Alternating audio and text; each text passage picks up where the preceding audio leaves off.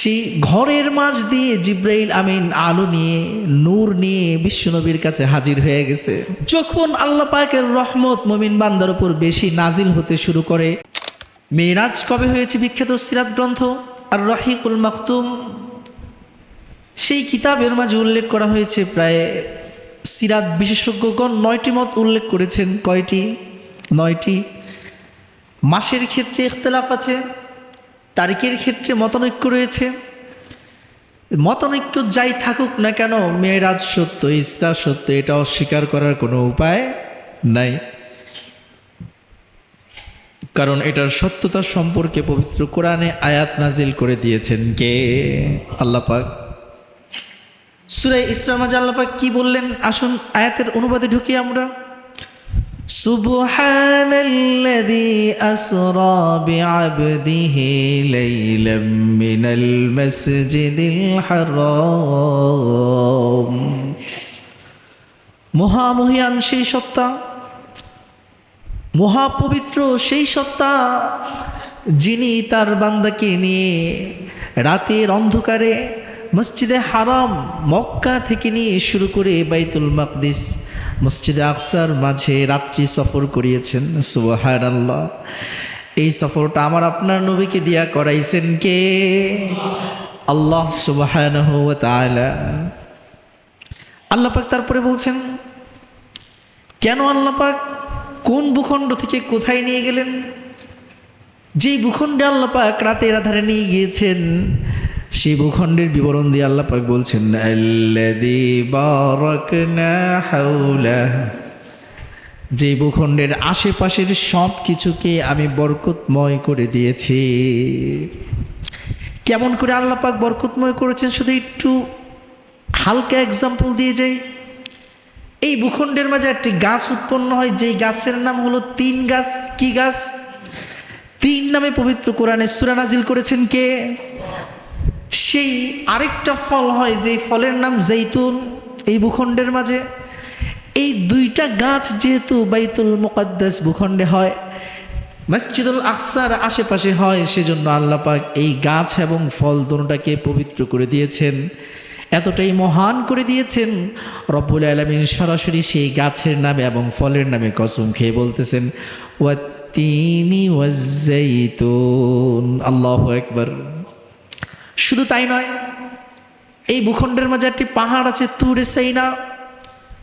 সেই পাহাড়ের কসম আল্লাহ পাক খাইতেছেন পবিত্র কোরআনে, ওয়াতুরি সিনিন।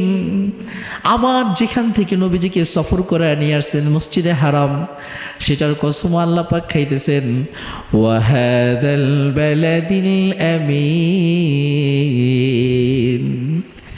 কেমন বরকত করেছেন এই ভূখণ্ডের মাঝে। যেই নবী এসেছেন মুসা আলাইহিস সালাতু ওয়াস সালাম, তার ক্ষেত্রে আল্লাহ পাক বলতেছেন, ওয়াকাল্লামাল্লাহু মুসা তাকলিমা। এই ভূখণ্ডের মাঝে আমি যেই নবী মুসাকে পাঠাইছিলাম, তাকে এত মহান করে দিয়েছি, দুনিয়ার কোনো নবীর সাথে আমি সরাসরি সর্বসময় কথা বলি নাই। মুসা আলাইহিস সালাতু ওয়াস সালামের সাথে আমি রব্বুল আলামিন সরাসরি কথা বলতে শুরু করে দিয়েছি। এই ভূখণ্ডের আরেকজন নবী, যার নাম ঈসা রূহুল্লাহ, যাকে আল্লাহ পাক সারা পৃথিবীর জন্য এক্সাম্পল তৈরি করেছেন, যাকে রব্বুল আলামিন পিতা ছাড়া কুমারী মারিয়াম আলাইহিস সালাতু ওয়াস সালামের গর্ভে, পিতা ছাড়া তার গর্ভের মাঝে তাকে আল্লাহ পাক দান করেছেন বিনাফাখি জিবরাইল, জিব্রাইলের একটি ফুৎকারের মাধ্যমে। যা কেউ পারে না তা পারেন কে? পৃথিবীর বাহ্যিক দৃষ্টিতে যা অসম্ভব, সকল অসম্ভবকে সম্ভব করার মালিক কে? আল্লাহ পাক।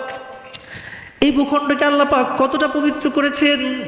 আল্লাহ পাক শুধু তাই বলেন নাই, ভূখণ্ডের পবিত্রতা বর্ণনা করতে গিয়ে রব্বুল আলামিন বলছেন, এই ভূখণ্ডের পাহাড়, পর্বত, জমিন, হ্রদ, পুকুর, কুয়া, পানি, জলীয় বাষ্প, বৃক্ষ, তরুলতা, মানুষজন, ঘরবাড়ি, আল্লাযী বারাকনা হাওলা, বরং যারা এই ভূখণ্ডের আশেপাশে থাকবে, যারা এই ভূখণ্ডের মাঝে অবস্থান করবে, যারা এই ভূখণ্ডের বাসিন্দাদেরকে ভালোবাসবে, যারা এই ভূখণ্ডের মর্যাদা রক্ষা করার জন্য সংগ্রাম করবে, যারা এই ভূখণ্ডের সম্মান রক্ষা করার জন্য নিজের কণ্ঠকে উচ্চকিত করবে, যারা এই ভূখণ্ডের স্বাধীনতা, সার্বভৌমত্ব রক্ষা করার জন্য আল্লাহর পথে জিহাদে নেমে পড়বে, আমি তাদের সকলকেই দুনিয়ার মাঝে বরকতময় করে দিয়েছি।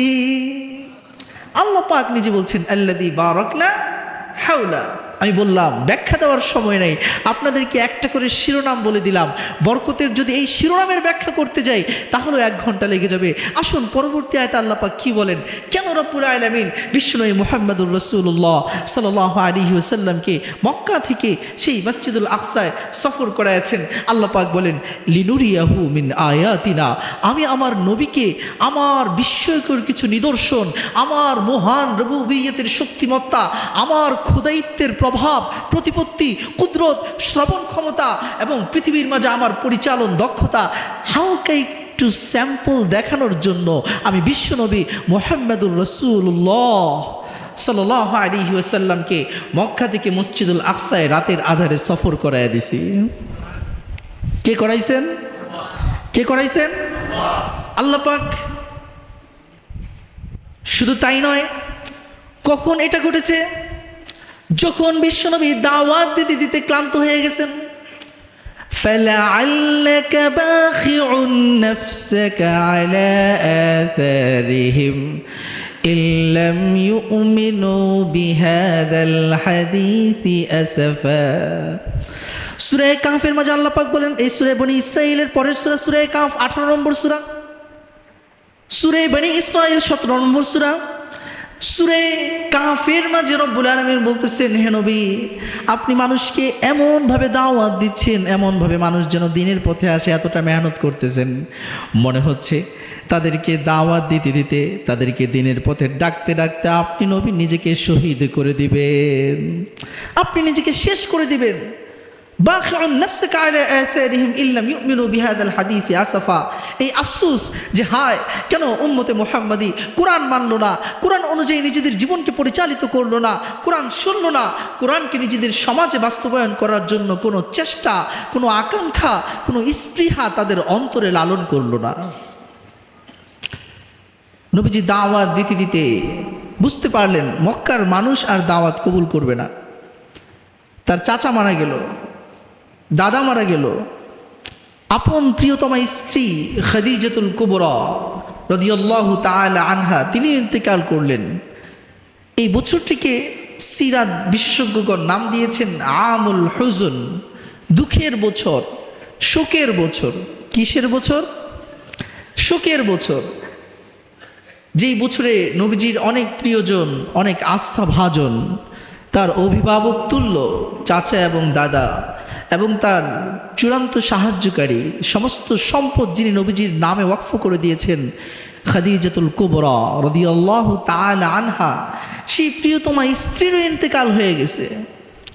এত দুঃখ কষ্ট, আবার 10 বছর, 9 বছর, 11 বছর মতান্তরে দীর্ঘ সময়, দশক পার হয়ে গেছে, মক্কার মানুষদের ইসলাম গ্রহণ করার কোনো খবর। নবীজি তায়েফে চলে গেলেন। তায়েফের ঘটনা প্রথম আলোচনায় আপনারা শুনেছিলেন। সেখানে নবীজি বিরহ মন নিয়ে ফিরে আসলেন। তায়েফের লোকেরা নবীজিকে পাথর মেরে রক্তাক্ত করে ফেলল। পা থেকে মাথা পর্যন্ত, মাথা থেকে পা পর্যন্ত টোটাল দেহ রক্তে রঞ্জিত হয়ে গেছে। সিরাত বিশেষজ্ঞগণ লেখেন রক্ত কেমন করে লেগেছে, পায়ের তলায় যে রক্ত লেগেছে, জুতার সাথে রক্ত এমনভাবে লেগে গেছে, সেই জুতা জোর করে টেনে তারপর খুলতে হয়েছে। জমাট বাঁধা রক্ত পারতে পারতে জমে গেছে।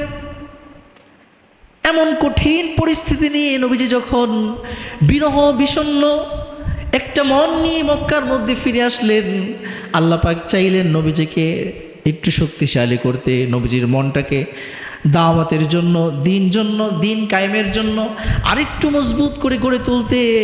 এই জন্য রব্বুল আলামিন বিশ্বনবীকে নিজের সাথে দিদার করার সিদ্ধান্ত গ্রহণ করলেন। বিশ্বনবী একদিন উম্মে হানির ঘরে শুয়ে আছেন। হঠাৎ করে দেখা গেল উম্মে হানির ঘরের যে ছাদটা আছে সেটা দ্বিফাক হয়ে গেছে, দ্বিখণ্ডিত হয়ে গেছে। দুই ফাঁক হয়ে যাওয়ার পর সেই ঘরের মাঝ দিয়ে জিব্রাইল আমিন আলো নিয়ে, নূর নিয়ে বিশ্বনবীর কাছে হাজির হয়ে গেছে।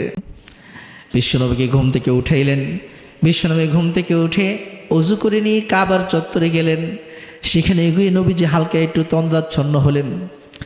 2 রাকাত নামাজ আদায় করলেন। 2 রাকাত নামাজ আদায় করার পর যখন হালকা ঘুম আসছে, কেন ঘুম এসেছে?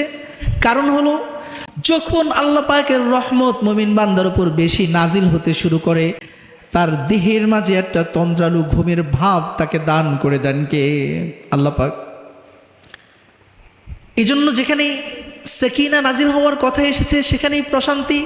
মানুষ যখন সুখে থাকে তখন ঘুমায়, সুখ যখন দূর হয়ে যায়, অশান্তি তৈরি হয়, তখন ঘুমাইতে পারে না। ট্যাবলেট, বড়ি, বিভিন্ন ধরনের ইনজেকশন দরকার আছে না নাই? এই জন্য বুঝতে হবে আপনাদেরকে, সুখে থাকলে মানুষের ঘুম আসে।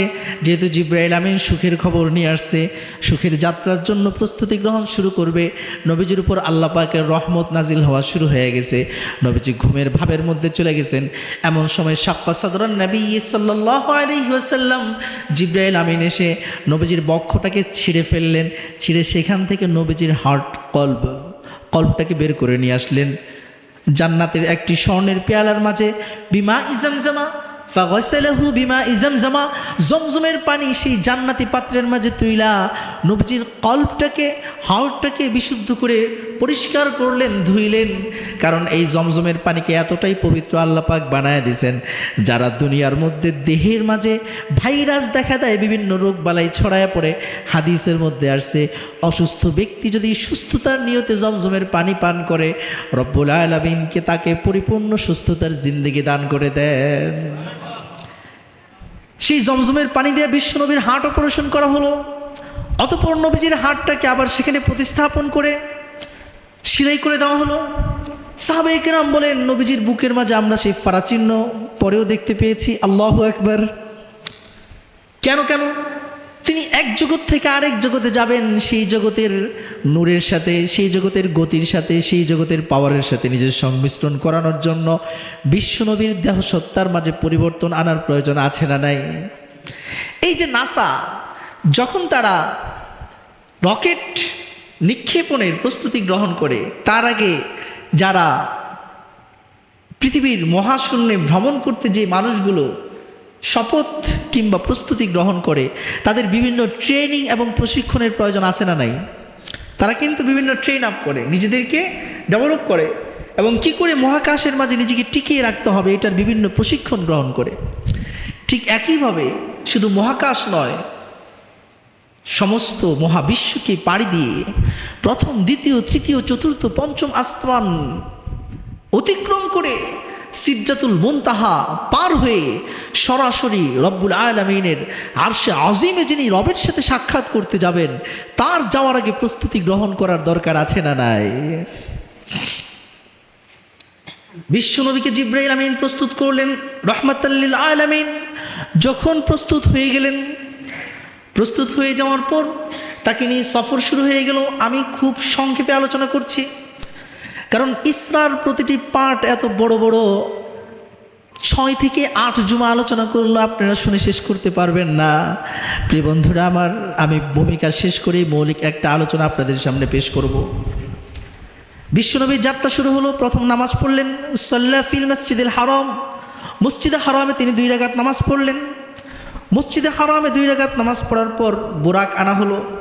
অনেকেই বলেন বুরাক কোনো বাহনের নাম নয়, গতি, আলোর গতিতে, বিদ্যুতের গতিকে বুরাক নামে উপমা দেওয়া হয়েছে। আমি বলবো আপনার তথ্য ভুল। কারণ হলো হাদিসের মধ্যে যেটা আসছে, সুম্মা উতিয়া বি বুরাকিন আসগারু মিনাল বিগাল ওয়া আকবারু মিনাল হিমার, তারপর বুরাক নিয়ে আসা হলো, যেটা খচ্চরের চাইতে ছোট, গাধার চাইতে বড়।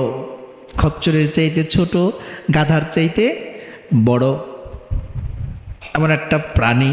আবিয়াদ, সাদা শুভ্র, যার মধ্যে শুভ্রতার আলো প্রকাশমান এবং আসরা মিনাল বারকি, এটার গতি এমন পৃথিবীর কোনো সায়েন্টিস্ট, ও বন্ধুরা মনে রাখেন পৃথিবীর কোনো সায়েন্টিস্ট আলোর গতির চাইতে অধিক গতি সম্পন্ন কোনো কিছু আবিষ্কার করতে পারে নাই। এজন্য মহাবিশ্বের যেই মহা সম্প্রসারণ আছে এটাকে পরিমাপ করে সায়েন্টিস্টরা আলো দিয়া, লাইট ইয়ার দিয়া।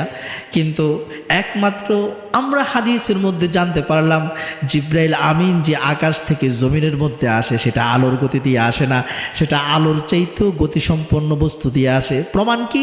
এই যে নবীজির জন্য যে বোরাক আনা হয়েছে তার বিবরণ দেওয়া হচ্ছে আসরাউ মিনাল বারক, আলোর চাইতেও গতিসম্পন্ন। আল্লাহু আকবার। কোনো সায়েন্টিস্ট আলোর চাইতে গতিসম্পন্ন কোনো কিছু বানাইতে পারে নাই, আবিষ্কারও করতে পারে নাই, আছে কিনা তাদের নলেজেও নাই।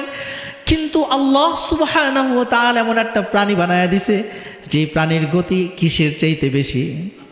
কথা বলে না, কিসের চাইতে বেশি? ঘুমাইবেন না, ঘুমানোর সময় নেই। যারা মাথা নিচের দিকে দুই একজনকে দিয়া রাখছেন, মাথাটা উঠান, উপরের দিকে উঠান। নিচের দিকে তাকাইলে বুজুর্গি হবে না। কথা মনোযোগ দিয়ে শুনলে কোরআন বোঝার সক্ষমতা দান করবেন কে? অনেকে বুজুর্গি ভাব বলো, জুমার মধ্যে এসে নিচের দিকে জিকির করতে করতে পরে ঘুমাই যায়, খবর থাকে না। এই জন্য মাথা উঠান, নিচের দিকে তাকায় থাকেন না, কোরআন থেকে কথা বলা হচ্ছে।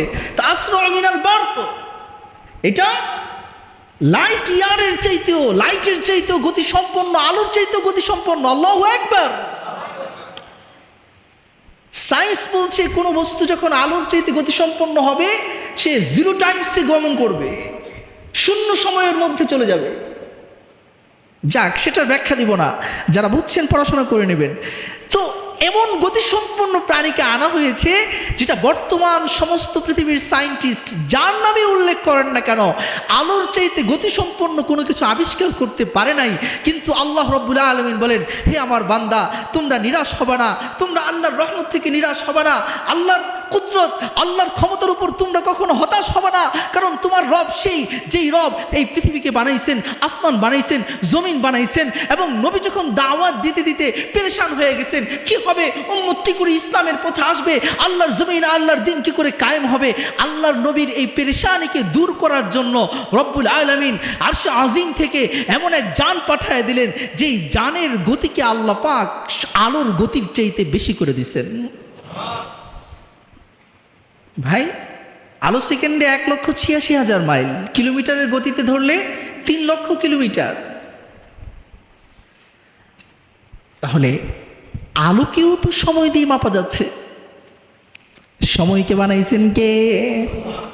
লা মাকান ওয়ালা জামান। আল্লাহ যেহেতু সময় বানাইছেন, আল্লাহ যেহেতু মাকান স্থান বানাইছেন, ফলে আমরা যারা সময় এবং দেহের মাঝে, স্থান কাল পাত্রের মাঝে আবদ্ধ, তাদের পক্ষে লা মাকান ওয়ালা জামান, যিনি সময় এবং স্থান বানাইছেন তাকে কল্পনা করা কঠিন কালেও সম্ভব হবে। লাইট ইয়ারের চাইতে বেশি কিছু গতি সম্পন্ন আমরা আবিষ্কারই করতে পারি নাই। আসরাউ মিনাল বারক, আলোর চাইতেও গতিসম্পন্ন প্রায় বোরাক নিয়ে আসা হলো। ফাযাহাবা বিহি ইলা আরদিন ফিহি নাখলুন কাসীর, বিশ্ব নবীকে সেই বোরাক মক্কা থেকে উঠায়া নবীজিকে সোজা নিয়ে গেলেন এমন একটা ভূখণ্ডে, যে ভূখণ্ডের আশেপাশে খেজুর গাছ ভরা। কি গাছ ভরা বলেন তো? সেই ভূখণ্ডের নাম কি? মদিনা। সেই ভূখণ্ডের নাম কি? মদিনা, যার পূর্বের নাম ছিল ইয়াসরিব। ওয়াসাল্লা ফিহি ফাকালা জিবরাইল হাদা ইয়াসরিব। নবীজিকে সেই ভূখণ্ডে নামাইলেন, নামানোর পর বললেন এখানে 2 রাকাত নামাজ পড়ুন। নবীজি 2 রাকাত নামাজ আদায় করলেন। জিবরাইল আমিন বললেন এটাই হলো ইয়াসরিব ভূখণ্ড, যেটার পরবর্তীতে নবীজি আগমন করার পর নাম হয়েছে কি? নাম হয়েছে কি? নাম হয়েছে কি? মদিনা। সেই মদিনার ভূখণ্ডে নবীজিকে নামায়া 2 রাকাত নামাজ পড়ায়া আবার বোরাকে উঠাইলেন। তারপর চলতে শুরু করলেন। ফাওয়াকফা আলা তুরি সাইনা, সেই বাইতুল মুকাদ্দাসে ফিলিস্তিনের তুর পর্বতে গেলেন, সেখানেও নবীজিকে নামাইলেন, 2 রাকাত নামাজ পড়াইলেন, আবার ঘোড়ায় উঠাইলেন, চলতে শুরু করলেন। এরপরে চলতে চলতে সুম্মা ওয়াকফা আলা মাদিয়ান, তিনি মাদিয়ান শহরে গেলেন, ইয়ামানের একটি নগরীর নাম। এই শহরটা এতটাই পবিত্র, পবিত্র কোরআনে আল্লাহ পাক এই শহরের নাম উল্লেখ করেছেন। রব্বুল আলামিন কোরআনে কারীমের মাঝে বলেন وإلى مدين أخاهم شعيبا আমি মাদিয়ান নগরীতে আল্লাহর এক প্রিয় নবী শুআইব আলাইহিস সালাতু ওয়াস সালামকে আমি রব্বুল আলামিন সেখানে প্রেরণ করেছি। সেই শহরের মাঝে আল্লাহ পাক জিবরাইল আমিনকে দিয়া রাসূলকে নিয়ে গেলেন, সেখানে নামলেন, 2 রাকাত নামাজ আদায় করলেন, আবার চলতে শুরু করলেন। চলতে চলতে বিশ্বনবী মুহাম্মদুর রাসূলুল্লাহ সাল্লাল্লাহু আলাইহি ওয়াসাল্লামকে নিয়ে বাইতুল লাহাম, ফিলিস্তিনের একটা এলাকার নাম বাইতুল লাহাম, আরবি বলাতে আপনারা চিনেন নাই। এই বাইতুল লাহাম হলো গোশতের ঘর, যদি শাব্দিক অনুবাদ করা হয় হাউস অফ মিট, গোশতের ঘর। এই বাইতুল লাহামকে ইংলিশ যারা, তারা এটাকে পরিবর্তন করে নাম রেখেছে ব্যাথেলহ্যাম। কি হ্যাম?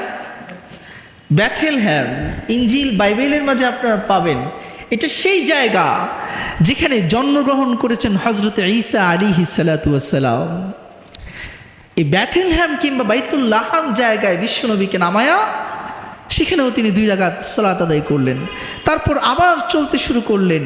চলতে চলতে বিশ্বনবী মুহাম্মদুর রাসূলুল্লাহ সাল্লাল্লাহু আলাইহি ওয়াসাল্লামকে জিবরাইল আমিন বাইতুল মুকাদ্দাসের ভূখণ্ডে নিয়ে আসলেন। মসজিদের পাশে এসে মসজিদের যে একটা পাথরের মধ্যে আংটা লাগানো ছিল, সেখানে বোরাককে বাঁধা হয়েছে। বাঁধা হওয়ার পর দেখা গেল আদম নবিউল্লাহ থেকে শুরু করে ঈসা রূহুল্লাহ পর্যন্ত যত নবীরা এসেছে সবাই বাইতুল মুকাদ্দাসে এসে হাজির হয়ে গেছে।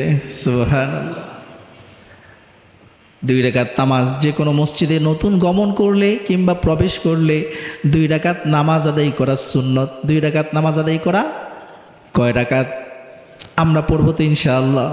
দেখেন নবীজি যেই যেই জায়গায় গিয়েছেন, বরকতের জায়গাগুলো, রহমতের জায়গাগুলো, আল্লাহর অলৌকিক মর্যাদার জায়গাগুলো, যে সকল জায়গায় নবীরা গমন করেছেন, সাহাবারা ইসলামের বিজয় নিশান উড়িয়েছেন, সেই সকল জায়গায় গিয়েও 2 রাকাত নামাজ পড়া সুন্নত। কারণ পড়েছেন মুহাম্মাদুর রাসূলুল্লাহ সাল্লাল্লাহু আলাইহি ওয়াসাল্লাম।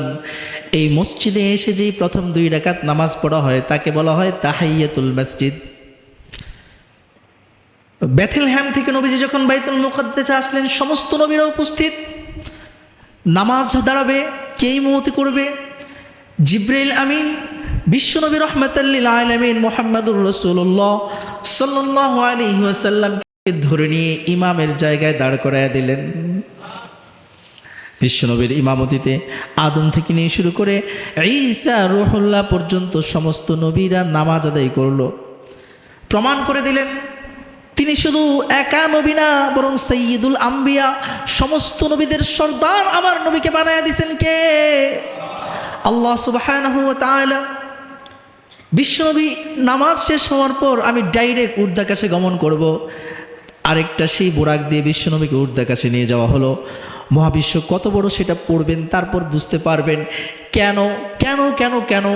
কারণ যদি লাইট ইয়ার দিয়েও এই মহাবিশ্বকে অতিক্রম করার কেউ চিন্তা করে, তাহলে ট্রিলিয়ন ট্রিলিয়ন বছর অতিক্রম করলেও এই মহাবিশ্ব অতিক্রম করতে পারবে না।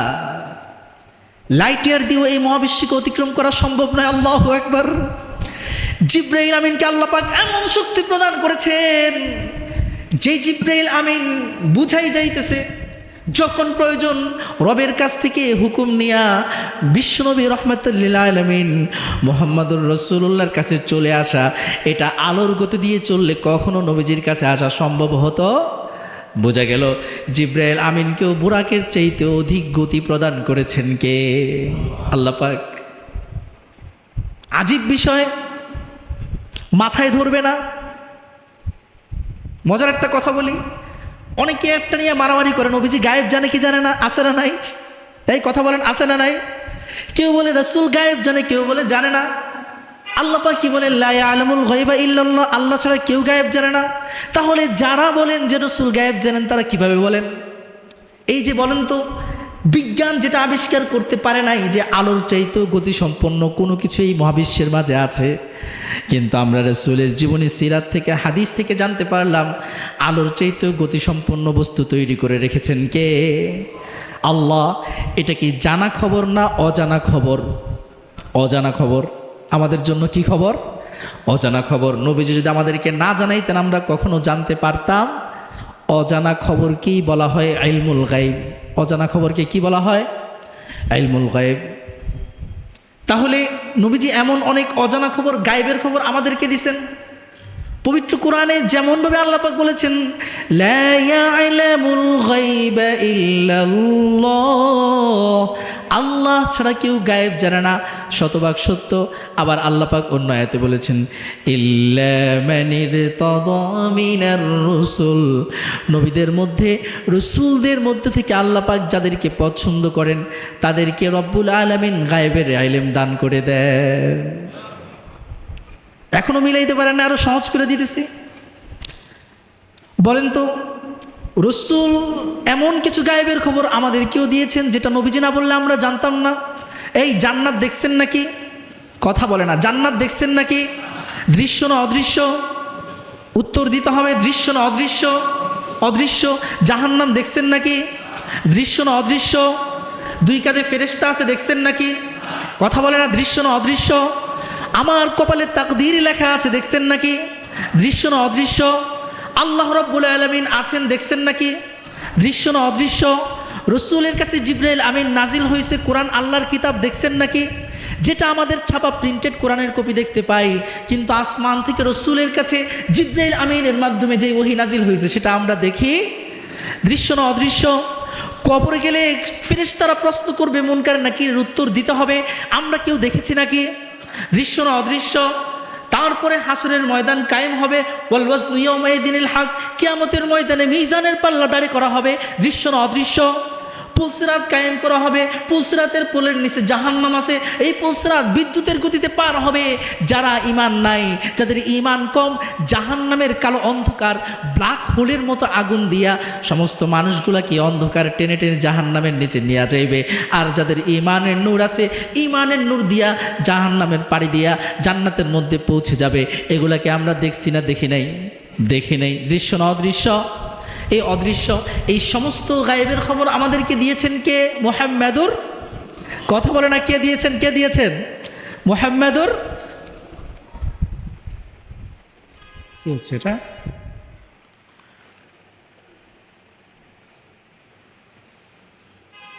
দৃশ্য না অদৃশ্য? সব কিছুর খবর যিনি আমাদেরকে দিয়েছেন মুহাম্মাদুর রাসূলুল্লাহ, সব কিন্তু ইলমুল গায়েব। কথা বলেন ঠিক কিনা?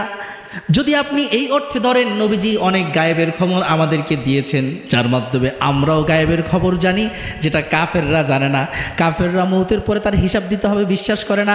জান্নাত জাহান্নাম আছে, বিশ্বাস করে না। মিজানের পাল্লা কায়েম করা হবে, বিশ্বাস করে না। আল্লাহর দরবারে নিজের জীবনের প্রতিটি কর্মের হিসাব দিতে হবে, বিশ্বাস করে না। তাহলে দুনিয়ার মধ্যেও একটা দল আছে যারা ইলমের গায়েবের ইলম রাখে, আরেকটা দল আছে যারা গায়েবের ইলম বিশ্বাসই করে না। আছে না নাই? পার্থক্য কোথায়? পার্থক্য হলো রাসূল সেই গায়েবের ইলম জানেন যেটা নবীজিকে জানাইছেন কে? এই জন্য এই অর্থে নবীজি গায়েবের ইলম জানেন, এটা সত্য কথা। কিন্তু আল্লাহ যেটা জানান নাই সেটা আমার নবী কখনো জানেন না। আল্লাহর ইলম প্রদান করার মাধ্যমে, এটা কোরআনে আল্লাহ পাক স্পষ্ট বলে দিয়েছেন, রাসূলদের মধ্যে, নবীদের মধ্যে আল্লাহ পাক যাদেরকে পছন্দ করেন তাদেরকে গায়েবের ইলম দান করেন। আর গায়েবের ইলম দান করার কারণে আমরা যারা মুসলমান তারাও নবীর কাছ থেকে কিছু গায়েবের ইলম জানতে পেরেছি। আলহামদুলিল্লাহ বলবেন না? একটু শুকরিয়া আদায় করেন না? আলহামদুলিল্লাহ। এই জন্য আপনি যত গায়েবের ইলম, আপনাকে যত অ্যাডভান্স লেভেলে পৌঁছতে হলে কোরআন হাদিস অধ্যয়ন করা ছাড়া, পড়াশোনা করা ছাড়া বিকল্প কোনো রাস্তা নাই।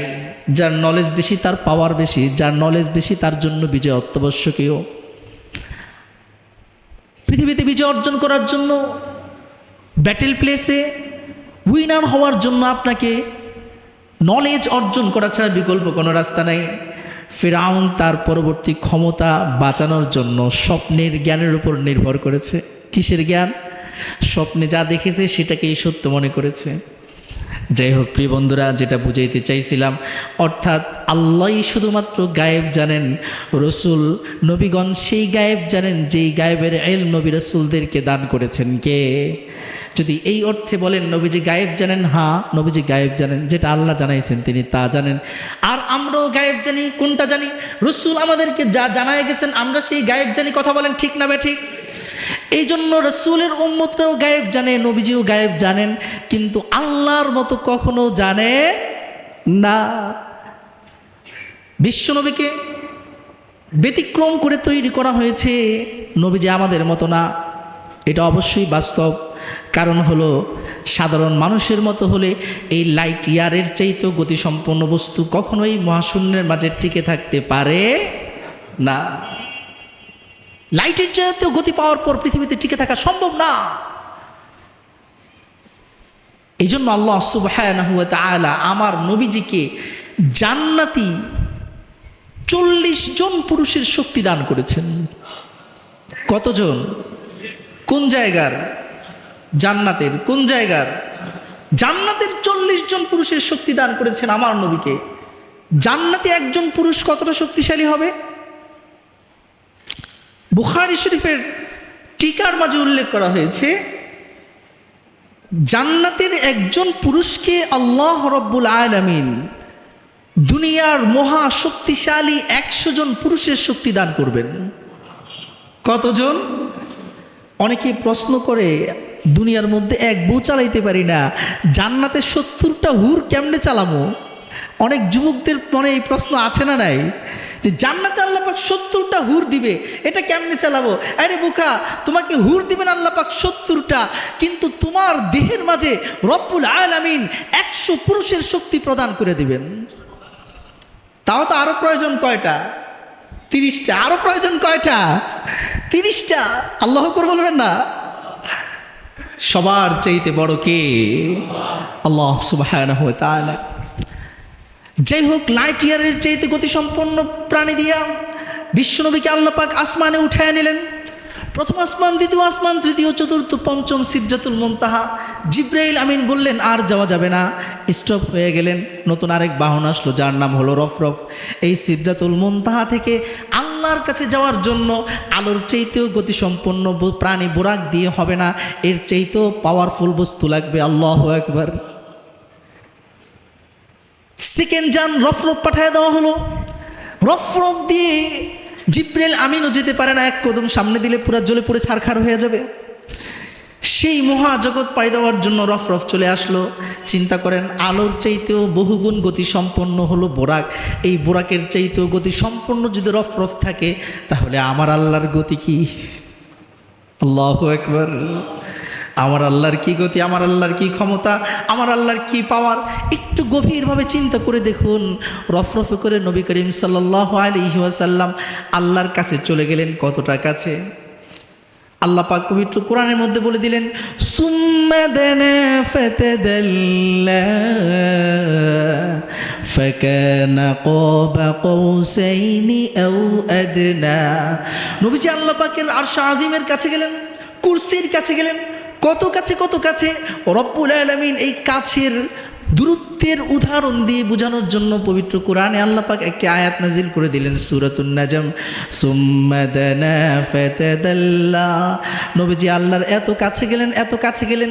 দুইজন যোদ্ধা যখন মারামারি করে, মারামারি শেষ হয়ে গেলে যখন তাদের মাঝে সন্ধি প্রস্তাব আসে, সন্ধি করার জন্য তারা কি করে?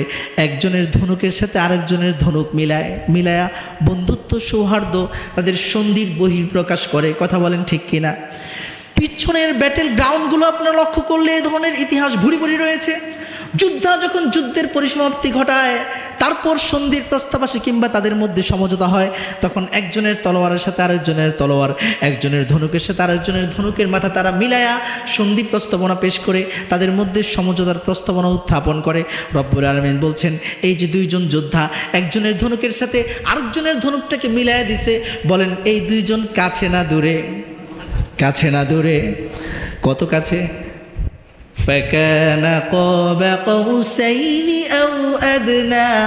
এই দুইজন যোদ্ধা নিজেদের সমঝোতা স্মারক হিসেবে স্মরণীয় করে রাখার জন্য ধনুকে মিলায়া যতটা কাছে হয়েছে, আমার রব্বুল আলামিন বলেন আমি আমার প্রিয় হাবিবকে সান্ত্বনা দেওয়ার জন্য, বিশ্বজগতের মহাশক্তিকে অবলোকন করার জন্য, আলমে আরদ থেকে নিয়ে শুরু করে আলমে আরওয়াহ, আলমে জাবারুত, মালাকুত, এই সমস্ত জগৎকে প্রদক্ষিণ করার জন্য আমি রব্বুল আলামিন বিশ্বনবীকে আমার এত কাছে নিয়ে আসলাম।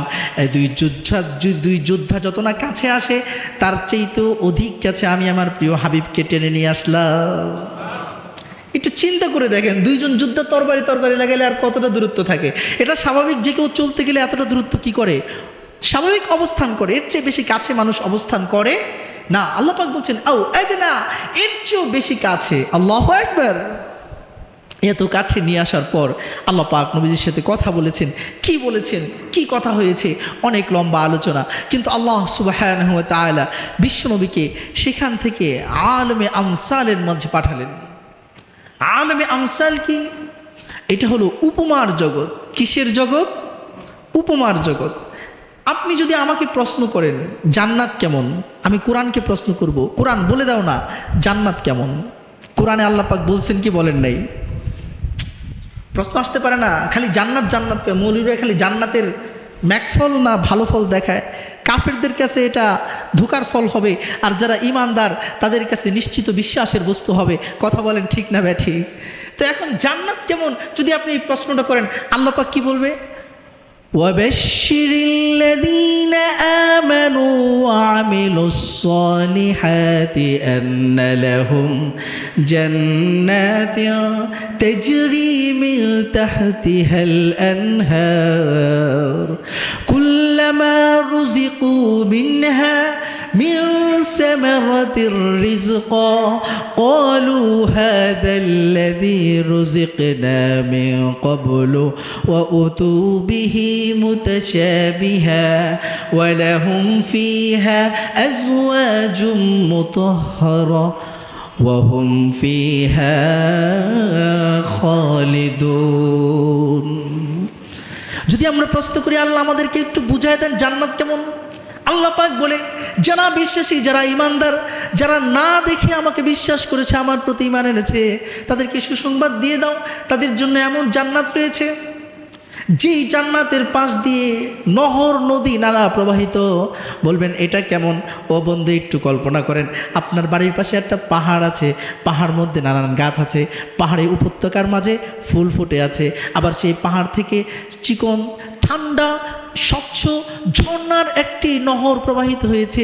এই ঝর্ণার পানি এতটাই ফ্রেশ, জাপান থেকে যেই সবচেয়ে দামি ওয়াটার আসে তার চাইতেও ফ্রেশ, তার চাইতেও কুল, ফ্রিজের পানির চাইতেও ঠান্ডা, কিন্তু খেলে ঠান্ডা লাগে না।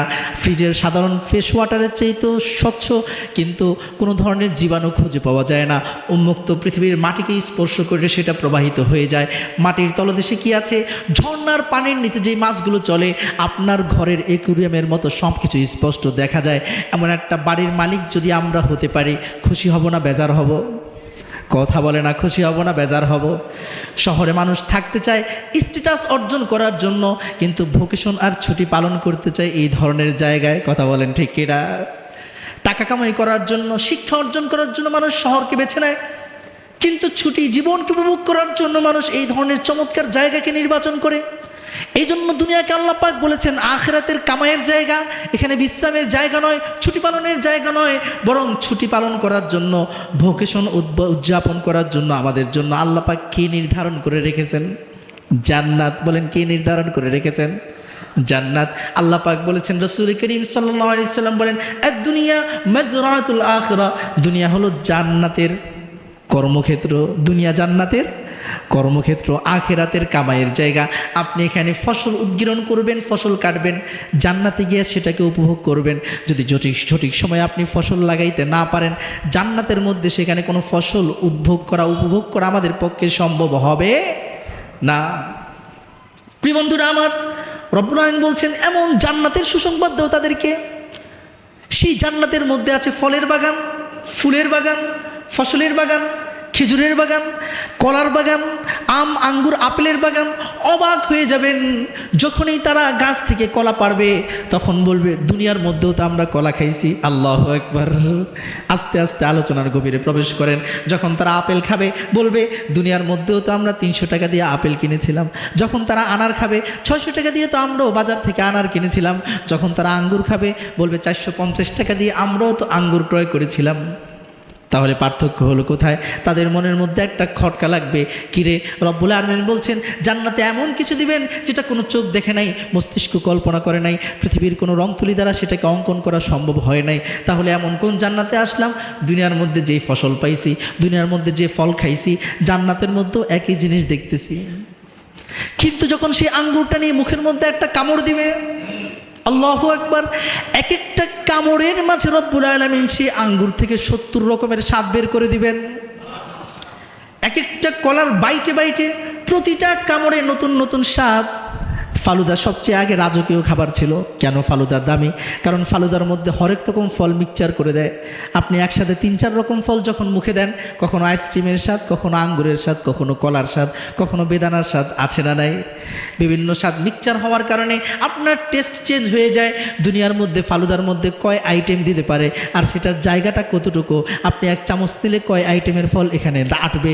কিন্তু রব্বুল আলামিন জান্নাতের ফলগুলোকে এমনভাবে বানাইবেন, প্রতিটা বাইটে কতটা কামড় দিয়ে খাইবেন আপনি, প্রতিটা কামড়ে কামড়ে আল্লাহ রব্বুল আলামিন সেই ফসলের মাঝে, সেই ফলের মাঝে 70 রকমের স্বাদ আমাদের জবানের মধ্যে ঢুকাইয়া দিবেন। চিন্তা করে দেখেন। তাহলে আমি কি বলছিলাম? উপমার জগৎ, দুনিয়াটা হলো আখিরাতের উপমার জগৎ। কিছুটা আল্লাহ পাক উপমা দিয়ে রাখছেন। দুনিয়ার মধ্যে আল্লাহ পাক নারী দিয়েছেন, বলে দিয়েছেন জান্নাতে হুর দিব। সুতরাং দুনিয়ার বেপরদা নারীর দিকে তাকায়ও না, তোমার মাহরাম স্ত্রীর প্রতি সন্তুষ্ট থাকো। দুনিয়ার মধ্যে আল্লাহ পাক ফল ফসল দিয়েছেন, বলছে জান্নাতে ব্যতিক্রম কিছু দিব, এটার মতো হবে না। কখনো কখনো দেখতে এটার মতো মনে হবে, কিন্তু কখনো এটার মতো না। দেখতে মনে হলেও এটার মতো না, ইউজ করার পর বোঝা যাবে ইটস আ ডিফারেন্ট, এটা ব্যতিক্রম, এটা অনেক মজাদার। এই জন্য প্রিয় বন্ধুরা আমার, উপমার জগতের কথা বলতেছিলাম। দুনিয়াটাকে আল্লাহ পাক যেমন আখিরাতের কর্মস্থল বানাইছেন, ঠিক একইভাবে দুনিয়াটাকে আল্লাহ পাক আখিরাতের কিছু নমুনাও বানাইছেন, আখিরাতের কিছু নমুনাও বানাইছেন। এই মানুষ আমরা এখানেও আছি, সেখানেও ঘর বাড়ি থাকবে। দুনিয়ার মধ্যে যেমন আমরা এক প্রতিবেশীর সাথে আরেক প্রতিবেশীর কথা বলি, হাদিয়ার আদান প্রদান করি, একজনের আরেকজনের খবর নেই, একজনে আরেকজনের মেহমান হই, জান্নাতের মধ্যে এই ব্যবস্থাপনাগুলো আমাদের জন্য তৈরি করে দিবেন কে? আল্লাহ পাক। কিন্তু জান্নাত দুনিয়ার মতো হবে না। ঠিক একইভাবে দুনিয়ার মধ্যে আমরা নামাজ পড়ি, একদল নামাজ পড়ে না, একদল জাকাত দেয়, একদল জাকাত দেয় না, একদল সৎ স্ত্রীতে সন্তুষ্ট থাকে, আরেকজন পরকিয়া করে, একজন জিনা করে, আরেকজন শুধু মাহরামের মাঝেই নিজের যৌবিক চাহিদা পূর্ণ করে, একজন সন্তানের দেখাশোনা করে, আরেকজন সন্তানের ভরণ পোষণ করে না, একজন মানুষের মাঝে ইনসাফ প্রতিষ্ঠা করে, আরেকজন দেখা যাচ্ছে ইনসাফ তো দূরের কথা, চুরি ডাকাতি করে সমাজের মধ্যে বিশৃঙ্খলা সৃষ্টি করে। এই একটা ইমানদারদের দল, আরেকটা শয়তানের দল, একটা আল্লাহ সুবহানাহু ওয়া তাআলার দল, আর একটা ইবলিসের দল। এই দুনিয়ার মধ্যে 2 দল আছে না নাই? এই 2 দলের পরিণতি কি হবে? এটা আল্লাহ পাক আখিরাতের মধ্যে আলেমে আমসাল উপমার জগতে নবীজিকে নিয়ে দেখায় দিয়েছেন যে কে কি অপরাধ করলে কেমন শাস্তি হবে, কার কি পরিমাণ শাস্তি উপভোগ করতে হবে, আর যারা নেক কাজ করবে তাদের কি সুপরিণত হবে, তারা কি ধরনের নিয়ামত ভোগ করবে। রব্বুল আলামিন বিশ্বনবী মুহাম্মদুর রাসূলুল্লাহ সাল্লাল্লাহু আলাইহি ওয়াসাল্লামকে সেই আলেমে আমসালে নিয়ে প্রতিটি জিনিস হাতে হাতে ধুইরা ধুইরা আমার নবীকে আল্লাহ পাক শিখাইয়া দিয়েছে। সেই জগৎ সম্পর্কে আমরা কারা কারা জানতে চাই? একটু 2 হাত তুলে দেখাই। আল্লাহু আকবার। হাত নামান। জানতে চান, জানতে পারবেন যদি আগামী জুমায় সবার আগে আসেন, কারণ এখান থেকে আলোচনা শেষ। আমরা উপমার জগতে প্রবেশ করব, 15টা কর্মের উপমা আপনাদের সামনে পেশ করা হবে। সুতরাং আগামী জুমায় শুরু থেকেই উপমার জগতে ঢুকে যাওয়া হবে, কেউ মিস করবেন না তো ইনশাআল্লাহ। সবাই আগে আগে চলে আসবেন। এই আলেমে আমসাল উপমার জগতে আল্লাহ পাক নবীকে কী দেখাইছেন, কেমন করে দেখাইছেন, সেগুলোর পরিণতি কি, অসাধারণ এক বিস্ময়কর মহাবিশ্বের মাঝে আপনারা প্রবেশ করতে যাবেন। আল্লাহ পাক আমাদের সকলকে এই নবীজির আলেমে আমসালের শিক্ষা থেকে শিক্ষা গ্রহণ করে নবীর খাঁটি উম্মত হওয়ার তৌফিক দান করুন। আসসালামু আলাইকুম ওয়া রাহমাতুল্লাহি ওয়া বারাকাতুহু।